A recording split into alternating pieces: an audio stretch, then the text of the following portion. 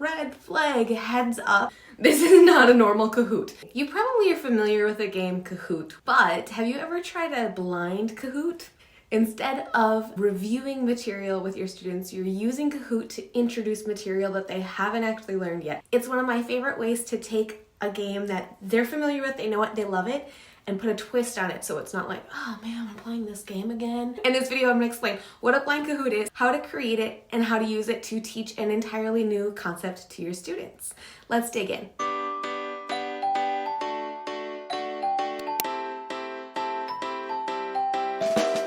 Hi and welcome back to my channel. My name is Ashley, aka Senorita Spanish, and thanks so much for being here. If you're new here, don't forget to click that subscribe button and ring that bell so you get notified of all new content that I create for you. Let's talk about how to make a blind Kahoot. So first and foremost, Kahoot themselves have a tutorial for you on how to do it, but it's really simple. So basically what you're going to do is you're going to introduce a pattern or a concept, and then you're going to practice that pattern or concept. And after you've practiced it a couple of times, you're going to introduce an exception to the rule. Pattern, practice, practice, practice, exception, discuss. If you want to try making your own, Kahoot has a blank template for you that makes it super easy to follow. It gives you all of the different questions to put in. It's actually really simple. It sounds like it's a lot more complicated than it is, but let's look at a few examples to help you see what I mean. So in this example with telling time, I just asked them, how do you say you're going somewhere, just to review the verb ir.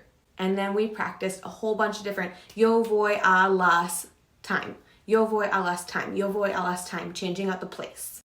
So they're saying a clock and a location, and they're reinforcing this structure of like, yo voy a la clase de matemáticas a las 10. And they're gonna practice that sentence over and over again. And then after they've reinforced that sentence a couple of times, you're gonna switch out the time on the screen. And it might say, yo voy a la clase de matemáticas a las 11. And then you're gonna say, what happened? You know, what was different? And you're gonna ask them just a quick question to say, okay, can you see the difference between these two? This one, the clock says 10. This one, the clock says 11. So we said, yo voy a la clase a las 10. Yo voy a la clase a las 11. And now we're gonna just check in and say, okay, do you see what the difference is here and why one is the other?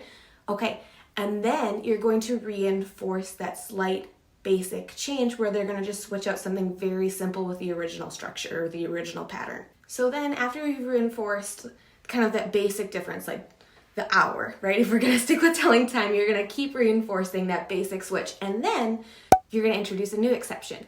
So maybe you've said, okay, 10, 11, 12, 1, 2, oh, 2:30. Okay, now do you see how it's 2:30? Okay, what's the difference between 2 and 2:30? And then you reinforce a couple 30s, right? We're practicing half past, half past, half past. And then you say, okay, what do I say for 3:30? And they have to check, right? And then you're gonna keep upping the ante. So then maybe you're gonna do a quarter past or a quarter till. And you're just gonna keep reinforcing the different exceptions and the different chunks until they've gotten the on the hour, quarter past, half past, a little past, and then you're gonna throw in some of those odd numbers like 2:52 or something like that. So you can use this with pretty much anything, right? Anything that you can identify a pattern for and then an exception for, you could set up with a blank Kahoot.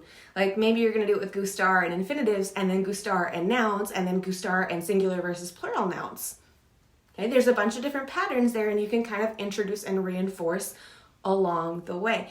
I've also done it with demonstrative adjectives, pronouns, direct object pronouns, indirect object pronouns. The same concept applies. Introduce the concept, reinforce, exception, reinforce the different options, and then keep building on that topic over and over again. It's as long as you can come up with a rule, an exception to the rule, really just an extension of the learning, and then you're gonna keep reinforcing that all the way through. Hey, if you're enjoying this video, make sure you give it a thumbs up and tell YouTube that you like it. It really helps me. Oh, don't forget to click that subscribe button and ring that bell so you hear about everything that I create in the future. Thanks. I personally find my students are more successful with a blind Kahoot when we do something at the end of class to kind of wrap it all up together. Something that's very common for me to do is to do kind of the reverse of a Kahoot. So during a blind Kahoot, they'll see an image and they have to select the correct text that goes with it. That's just how Kahoot works. So then after we're all done, I'll give them a handout that has sentences with the structures that they were practicing, and they will have to draw to demonstrate comprehension. So that way I know, okay, they're getting more reinforcement with those structures that we were focusing on. And I might do like a section of notes that are more traditional notes to really make sure they got the idea. So it's not just like, oh, we kind of did this introduction and now it's done. They've got some sort of follow through or follow up to really cement the concept. So while my students are working on that kind of follow up activity / homework / guided notes, it's kind of all in one, I make sure that I am actively floating and checking on different students, checking on their notes, checking on how they're filling it out, asking to see if they have questions, asking if they can explain things to me, like why is this being used or why is this happening, or, and they don't always know why, right? Because sometimes they're just like, well, it's because there's more, there's this. And so it sounds better when you do that. And you're like, yep, that's all that I needed. So they might not even be able to explain to you, but they'll pick up on the patterns from doing this practice throughout the blind Kahoot. And to me, I just want to make sure that the patterns that they picked up on are the right patterns. If that makes sense. So just while they're working on that kind of wrap-up activity, you're floating, you're checking on your students, you're making sure nobody has like a big misunderstanding that's happening. Super important note if you're going to use this with your classes. When you first get them into the Kahoot, they're signing in, they're doing the code, they're doing their names or the auto name chooser thing, you have to tell them this is not a normal Kahoot, because otherwise they're going to be like mad or grumpy or frustrated because they think they're playing a review game, right? Kahoot is no longer new.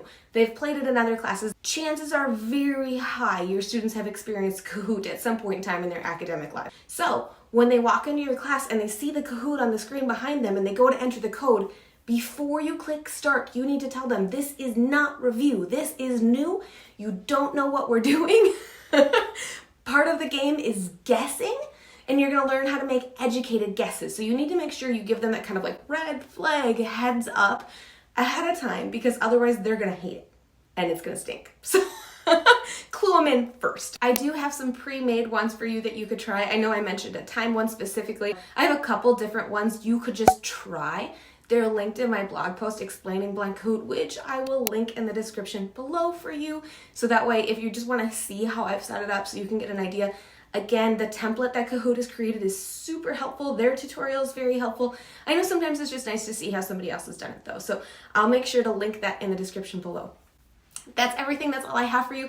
I really hope this is helpful for you. I've done this virtually and I've done this in person, and either way, I really like it. It's gone really well. It's just a nice way to kind of change up your lessons in a way that's very engaging for them and getting them to kind of like figure out the pattern without it being all on you to be like, this is how this works.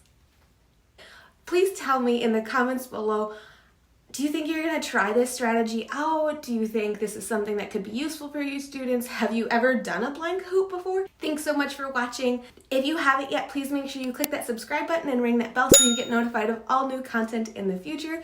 I'm so glad you're here. I'll see you in the next one.